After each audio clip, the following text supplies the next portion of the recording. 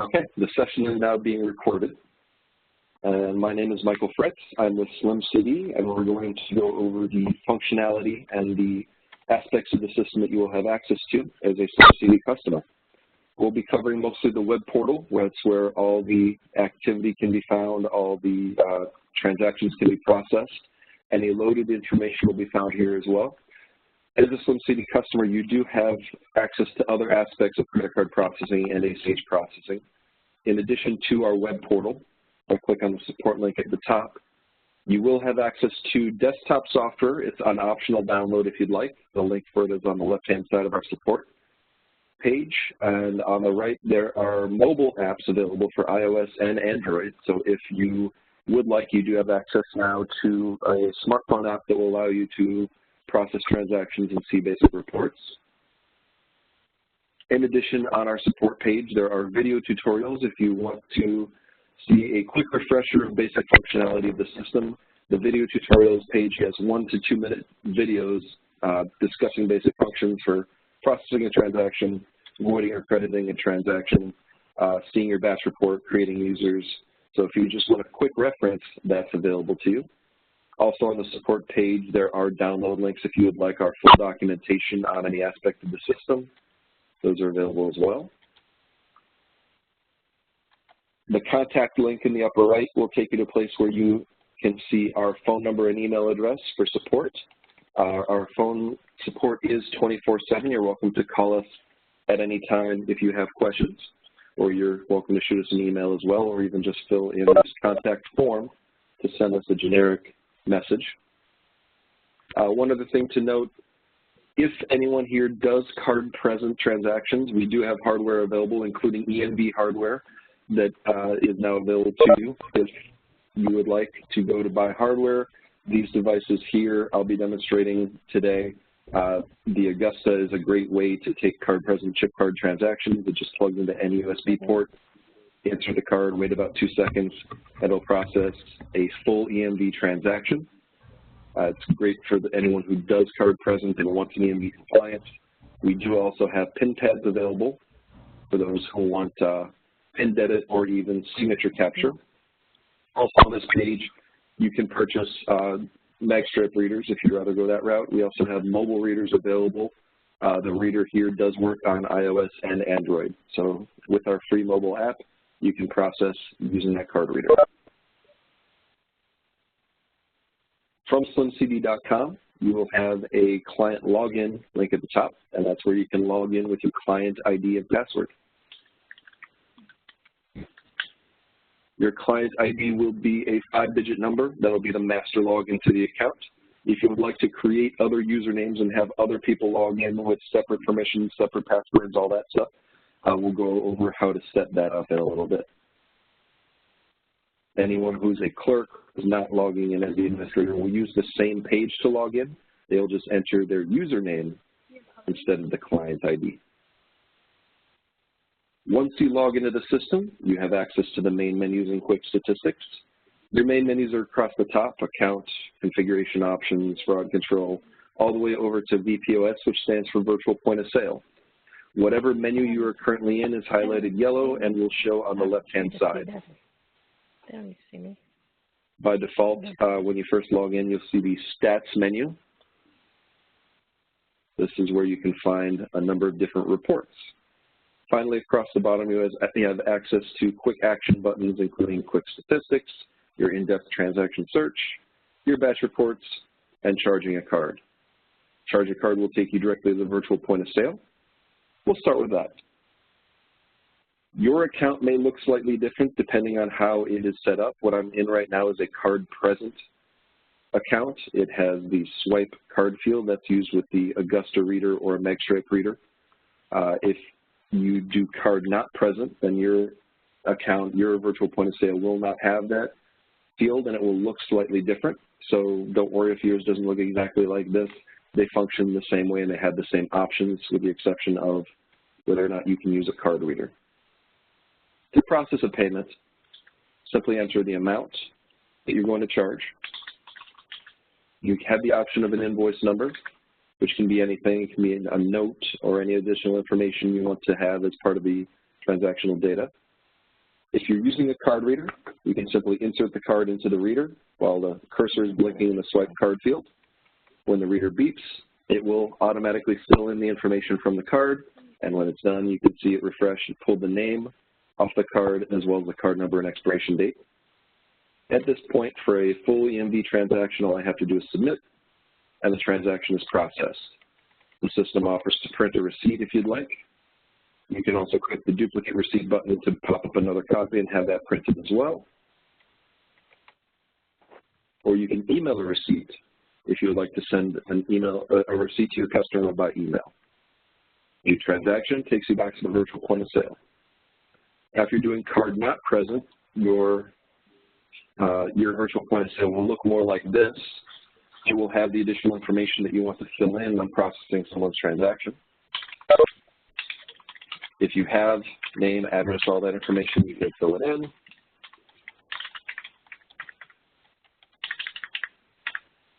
Phone number and email are not required, but can be useful. For instance, if you put an email address in, you can email a receipt to your customer. And then I can type in the card information, set it to either card present or card not present, whatever the case may be. Enter the card number, the expiration date, the CVV if you'd like, not required but recommended. Put in the amount, and the invoice number again can be anything you want. Now, a couple note on these other pieces of information here. Allow duplicates. Our system has duplicate checking built into it. It is built to prevent you from double charging your customer.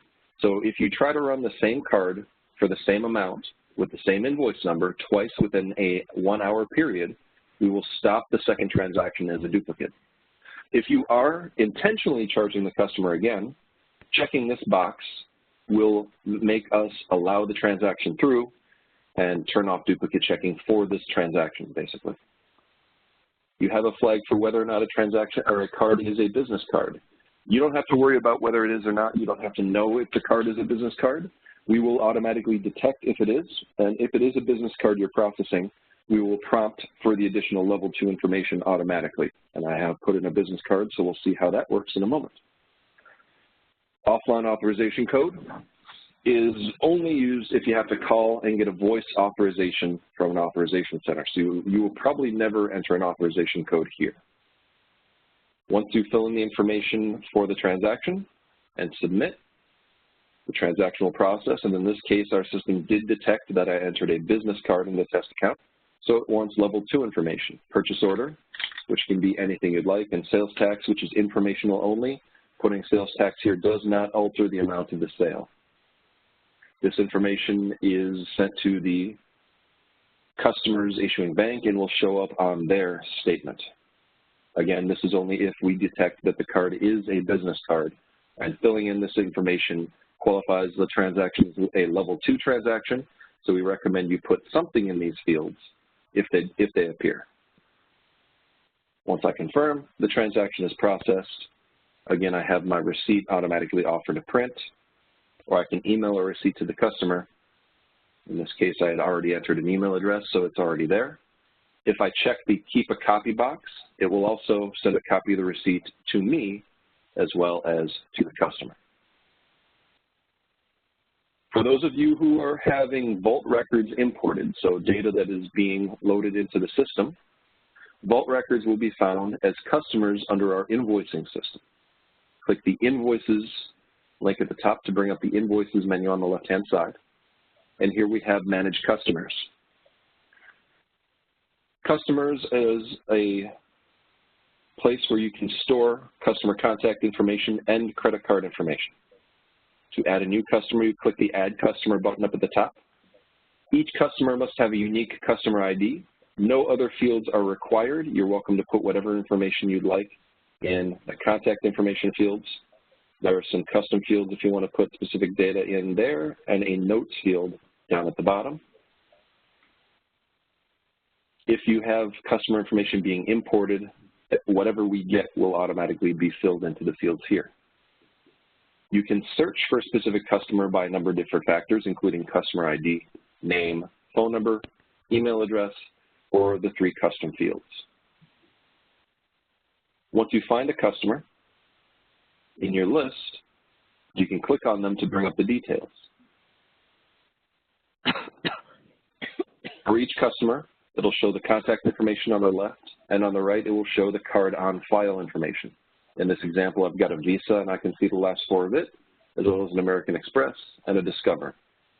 If they give me an updated expiration date, I can change that right here. If I should no longer have a specific card on file, I can click delete, and that will remove the card from their list. I can confirm by deleting pay source, and now that card is gone. And if I need to add a new card, I can click add pay source and either put in the ticket number from an old sale if I've charged them before, or manually enter their card number and expiration date. To use the card on file information, I simply pick a card and click the Send to VPOS button. That will take us to the virtual point of sale and pre-fill all the customer data. At this point, to charge the card, all I need is the amount. And again, if I'd like, I can put in an invoice number. I submit, the transaction is processed. In this case, again, it detects this as another business card, so it prompts for level 2 information. And when I confirm, the transaction is processed and the card is charged. So again, under Invoices, Manage Customers, you have your customer list. If you click on any customer, that brings up the details, and you can charge a card from the Send to VPOS button. You can also change the priority if you would like to move the cards around. If the customer tells you always try the American Express first, I can move that up to spot 1, and it'll now be at the top of the list. Also on the customer's record, if you scroll down, you'll see the customer's entire history. So you can see every time this customer has been charged across all of their cards. This is a good time to point out that at the top of a lot of our reports, including this one, there's a little export button. This export button will allow you to export whatever information is here in this list. Please note that at no time can you export full card numbers from our system, but you can pull this information into a CSV so you can use it in Excel or any other spreadsheet program as needed. Now, the reason this customer information is under our invoicing system is that you now all have access to our invoicing system, which consists of a customer database and also a product database. You're welcome to use this if you'd like. Product database is simply a description of whatever you're charging for along with a corresponding price. And from here, you can create an invoice by choosing a customer that's been saved, and a customer from the list, and then adding items that you are charging them for. I can adjust quantity, add a discount, whatever I need to do here. Once I add items that the customer is being charged for, I can send the customer an invoice either by text if I have their phone number, or by email to their email address. And what the customer receives in this case is an itemized invoice that details exactly what the customer is paying for. It has your business information at the top, and you can also add your company's logo where it says thank you. Down at the bottom, the customer will enter their own credit card information to process a payment directly through your account. So this is an alternative for them calling in or handing you a card. You can send them an invoice, and they can pay whenever they are ready to do so. Once they pay an invoice, they get a receipt, then you are automatically emailed a notification of payment. So again, under invoices, you're welcome to play around with that. Invoices are available to all food-seeking customers. For those of you who have recurring billing, under our stats menu, you can find your recurring customers under View Recurring. There are a number of different options in the recurring menu. I'll cover them briefly. List expired cards is a report that will give you cards that are going to be expiring in the near future. Recurring setup gives you different recurring options, including when the recurring system should start billing. It defaults to 2 a.m. Eastern Time. You can select a different hour if you so choose. You can select what happens if a recurring revenue is declined. You can have us automatically skip and hit a decline and just try again next cycle. Or you can have the system retry. By default, the system will retry once a day for 30 days and then deactivate the record. You can expand how many days between retries and how many days before deactivation to suit your needs. The system can send an automatic summary of the recurring results to your email if you put an email address in here. Basically, the system will go ahead and, in this example, at 2 a.m., it'll bill everyone who's scheduled to bill that day, and then it will send a report detailing how many people were approved and any declines. In addition, we can also have the system send the customer a receipt once they've been billed by checking this box. Note that for that to happen, we do also need to have the customer's email in our record. Search recurring customers is where you can find the customers who are currently set up. This screen allows you to find a specific customer by putting in the name, the invoice number, or the recur ID. You can also filter out to show only active, only inactive, or all, or filter out just the automatically deactivated ones. By default, if you leave everything alone on the screen and just submit, this will show you all active recurring customers. From the screen, you can see all the customers who are currently active.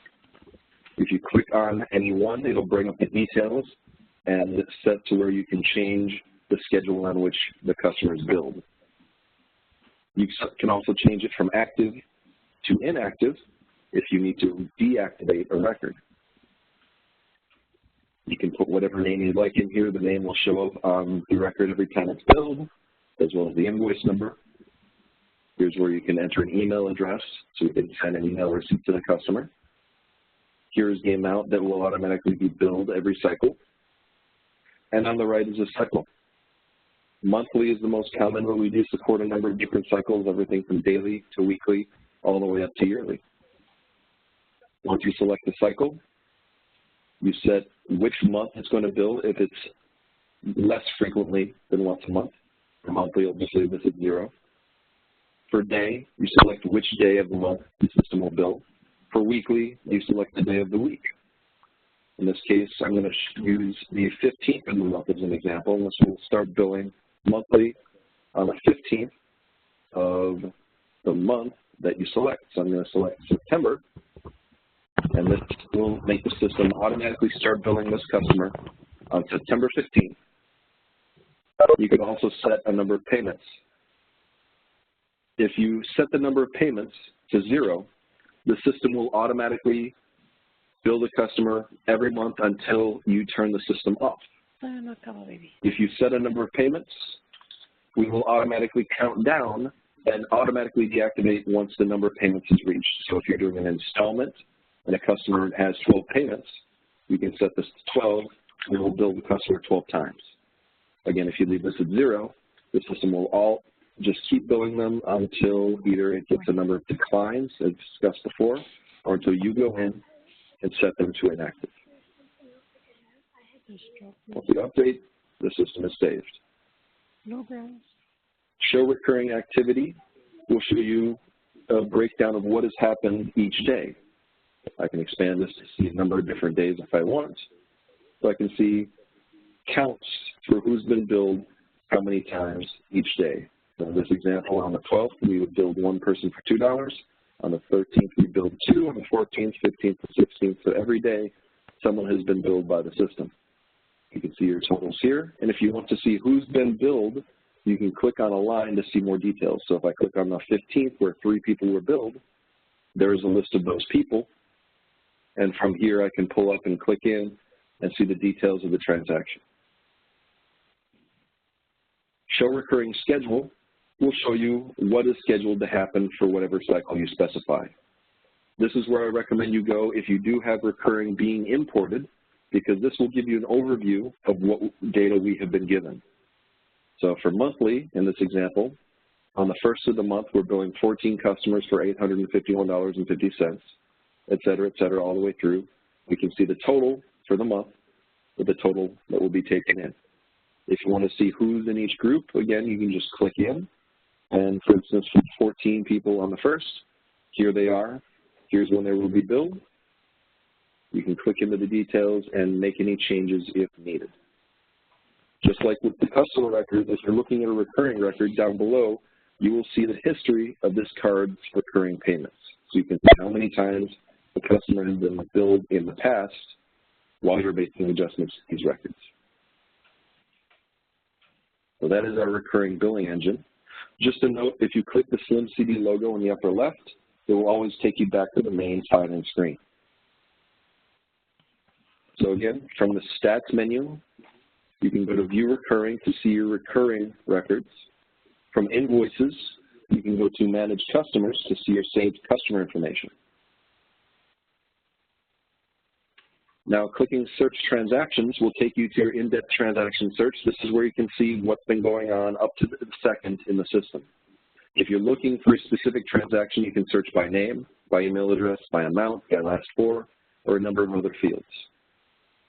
If you're looking for something specific, you can also set what is going to display by checking the boxes on the display field. Whatever information you check here will be part of the report that's generated. I'm going to leave everything as its default and just submit, and this will bring up all the transactions from today. It gives me counts at the top, and then shows me all the transactions down here. Just to note, you can see here that some of these transactions are counted as duplicates. Not every transaction is approved. If the transaction says duplicate and approved says D, that is evidence that the duplicate checking is working. So you can see someone tried to bill $10 and then tried to bill the same card a minute later, and our system did stop it as a duplicate. If you see any transaction in here and click on it, it will bring up the details. And from here, you can always reprint or email a receipt to the customer. We also have buttons on the right-hand side for actions. Create a new transaction is useful if you want to charge the card again, if you want to void the sale that you're looking at, or if you want to issue a refund to the customer. So from a charge record, I can create a new transaction and set the transaction type to determine what to do. I choose void if I want to void the sale so that it does not settle. So I can choose void, not change anything else, and submit, and I just voided that transaction. So now when I go back to my transaction search, I see the original sale is still there, but on page 2, there's the record proving that the transaction has been voided. Clicking on a transaction again, create new transaction. You can choose credit if you want to issue a refund to the customer. A void has to be done before the batch closes, so basically same day. A credit can be done at any time. Also, a void must be done for the full sale amount. A credit can be a partial credit. So if this customer is charged $75, should have been charged $50, I can give back $25 just by entering $25 as the amount and choosing transaction type credit, which will issue a refund automatically to this customer's card when I submit. And again, there's the receipt if I want to send it to the customer, so they have proof that a credit has been issued. So again, search transactions. You can search by any factor you want. You can bring up details. Create a new transaction will allow you to issue a void or a credit. Create new recurring will allow you to set a transaction up as recurring if you've taken the payment in the system. The create new recurring will let you take this record and set it up to automatically be billed on a set schedule. And again, you can set any schedule you'd like through this part of the system. We'll go back again. In addition to create new recurring, we also have create customer. If you have this transaction that you processed before and now want to save it as a customer, I can create customer, give them their own ID and whatever other contact information I want to add, and that will save this customer and automatically link that card to this customer's record.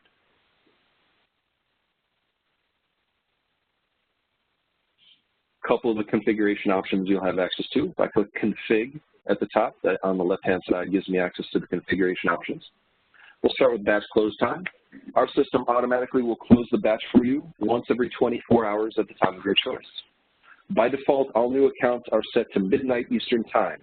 If you'd like to change that, you're welcome to come in and change that to the hour you would like. Now, our servers are on the East Coast, so if you are on Pacific time, for instance, and want the batch to close at a certain time, you'll have to calculate 3 hours off in order to set the correct time. So if you want midnight Pacific, you'll actually choose 3 a.m. as an example. Also, you can add an email address here. If you do so, we will automatically send you a batch report to that address. Batch report will be a list of all transactions settled during that current batch, It'll give you a list of all transactions with the name and the invoice number and the last four of the card and the amount. No. It will also give you a roll-up total based on card type, so total Visa, total MasterCard, et cetera. Then it will also show your grand total, which should equal your deposit. So again, put your email address in there if you want to receive this report. The report can also be pulled from stats as well. There's a menu there that says list of passwords. Change your password. If you'd like to change the password that was assigned to you, you can come here, enter the old password that was assigned, and then enter a new password and confirm. Passwords can be anything as long as they are at least 7 characters long, and passwords must have at least 1 letter and 1 number. Please do not change your password today, as we are still importing records into your accounts. If you change your password while we are importing, the import will fail, and we will have to reset the password back to the original in order to continue the import. Once the import is complete by tomorrow, you're welcome to change your password. Clerk Web Logins is where you can give other people access to the system. You're welcome to have as many usernames on your account as you'd like. You can give everyone their own username, or you can have people share usernames. As many people as you want can log into the same username at the same time. In the black bar at the top, you can set someone as either an administrator or as a clerk user. Administrators can see all reports and do all transaction types, and clerk users can be limited. Give a username of your choice and a password of your choice. Please note that the username does not have any restrictions but must be unique within our system. So if someone probably already has a username Bob, let's say, you will get an error if you try to create a user with that name, and you'll have to think of something that isn't already taken in our system. Passwords have the same restrictions as before, must be at least 7 characters long with at least 1 letter and 1 number. For clerks, you can specify what type of transactions they can do just by checking the boxes. So in this example, this clerk can process a full sale or force a previously done authorization. They cannot issue a void or a credit. This menu item lets you specify if they can see the transactions other people have done in the reports or just the transactions they have done. This checkbox will allow them to see reports that show totals, so batch reports and daily summaries. This checkbox will allow them to export data. Again, no one can pull full 16-digit card numbers from the system, but if you do not want your clerks to be able to export at all, you can turn that functionality off by unchecking the box. And this one sets whether or not you can change any settings in our apps, because these clerks do work across platform. Clerks can log into the desktop software, the web portal, and the mobile apps. Finally, email address. This sets the from email when a receipt is sent. So if clerks sending receipts should be sending from their own email address, you can put it there. If you do not have an email address here, we will just use the default on the account when sending receipts. Once you make any changes, you can click Change Settings to save the changes. Also to the right, you can click Revoke Access to turn off a clerk. This clerk will no longer be able to log in, see reports, run transactions. They no longer have access to the system. You can restore. It turns green again. They will be able to, again, access the system. Generate new password will give you a temporary password for the clerk. Clicking that button will generate the password and display it up at the top of the page. You can then give this password to the clerk. They can log in and then go to config, change your password if they want to reset it to something a little more easy to remember. Also on the left, we have close batch. If you do want to manually close your batch, simply click this button and your batch will be instantly settled. All outstanding transactions will settle. So again, that's under config. There's different configuration options. Just a note, you will see the account menu here that's used for billing, but since we do not bill you directly, that's all done through merchant services, you will not have any options under account. Fraud control will have a couple of simple actions like block card number, blocking IP address, setting different blocking controls, and seeing some address verification reports. Again, invoices is where you can create invoices and is also where your customer database lives. Sessions is used for hosted payment pages. We're not going to cover that today. That's an additional option that you can add to your account. If you would like more information, please let me know. Stats is where you will find all your reports. Some highlights of reports, there are clerk reports. So if you do have different logins, clerk report will give you a breakdown based on logins so you can see who's done what. Device report similarly works like clerk report but tells you which phone or which computer sent a transaction. So you can see who sent the transaction and which device they used using these reports. You have daily summary and monthly summary to see overviews of your account. List batches is where you can pull one or multiple batch reports from the system. Note that batch reports are only available after the batch has closed. Raw logs, view raw logs, and then search raw logs will take you to your in-depth transaction search, where again you can search by pretty much anything and display almost all the information that we have on at each transaction. And finally, there are a number of different transaction summaries, overview transactions, and recurring if you do recurring billing. And then the last menu, virtual point of sale. This will give you either your quick checkout button or your in-depth VPOS for charging cards manually. That covers the basic functionality of Slim CD. Please note that at the bottom below the menus, we do have our support line available. So if you do have any questions later on, in addition to the tutorial videos, you're welcome to give us a call. At this time, I'm going to go ahead and open the floor. If anyone has any questions, you're welcome to ask them now.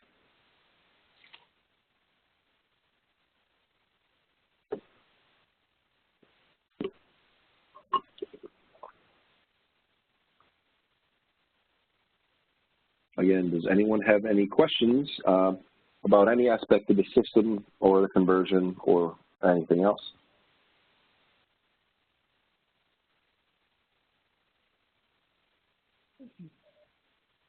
Can you hear me?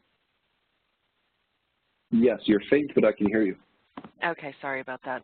It's the first time I've used this connection, and I think I had my controls backwards. You mentioned at the beginning of this meeting that some people are transitioning, or you're working on the downloads. This is my first exposure to Slim CD. Can you give me any details on who's transitioning and when they are, or is that not part of the information that you have? I have a list of merchants that are being converted from Moneris. If you give me your business name, I can tell you if it's already been boarded. Okay. I'm here representing Bosch Thermotechnology. Our home office is in Londonderry, New Hampshire. Yep. Yeah, there are a bunch of different accounts. Yours has been boarded and is active as of August 7th. I'm not sure as far as the import goes, if you're in the wave that's happening now. I believe you are, but I can't really verify that at the moment. Okay, thank you.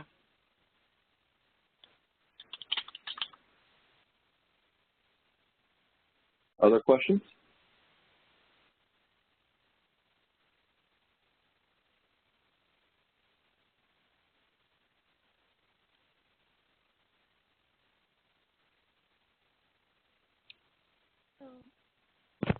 I have a question.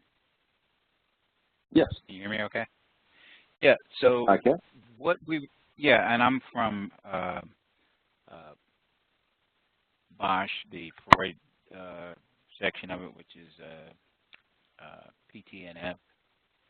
So what I was trying to understand is that I'm going to be in a kind of like a support role of this.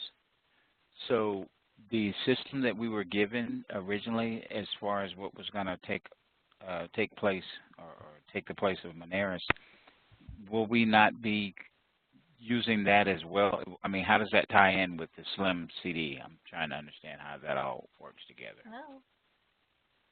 Unfortunately, I don't know what other system you're referring to. Okay. So, yeah, I was given, or maybe that was just entirely instructional, because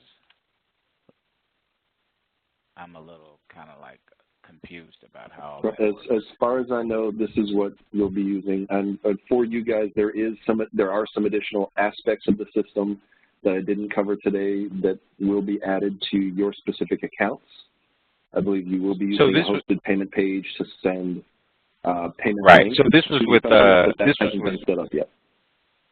Right. This was with IQ. So is IQ something that we're not going to be involved with? IQ is just for reporting. IQ is to pull your merchant statements, and you can see transactions through it as well, but I don't believe you can process through it. Right, because of what I was waiting for was there was a section that was missing that I would see on the video, instructional video, that would allow me to be able to start processing payments, but I never saw that. So, all right, so the login and everything will be entirely separate for what we're doing through Slim CD and everything, apparently, correct? Correct, yeah. IQ is a separate product by Vantiv that is just used for reporting. Okay. And I should also, yeah, it's used for reporting, getting your monthly statements, and I believe chargebacks as well. Right. Okay. Thank you. Thank you. Any other questions?